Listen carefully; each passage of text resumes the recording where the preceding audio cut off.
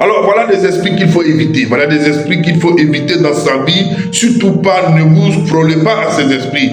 Alors soyez les bienvenus sur votre chaîne. Le berger Jean-Marie Kouadio vous bénit et vous salue dans le nom précieux de Jésus-Christ. Alors bien aimés, nous allons parler des esprits succubes et incubes à leur tête la sirène des eaux. C'est elle qui est la patronne qui contrôle les esprits succubes et incubes qu'on appelle communément dans notre jargon les maris et femmes de nuit. Alors ces maris et femmes de nuit, lorsqu'ils sont dans ta vie, bien aimé, ils vont te pourrir la vie. Ils vont te rendre l'existence impossible. Le divorce, si tu te maries, est souvent immédiat et tu n'arrives pas à te marier pour certains d'autres. Alors comment on les contracte? Par beaucoup de chemins.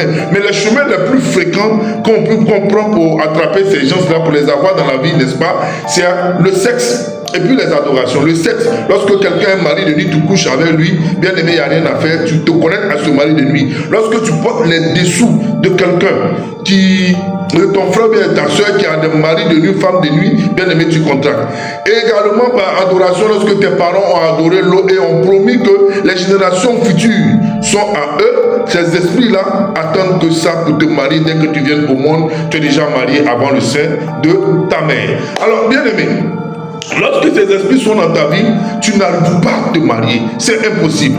Mais comment faire pour se débarrasser des esprits de mari et femme de nuit? Bien aimé, c'est pour la prochaine vidéo. Alors abonne-toi, partage, like pour comprendre et comment faire pour sortir, pour se marier et avoir une vie épanouie selon la grâce de Dieu dans ton foyer.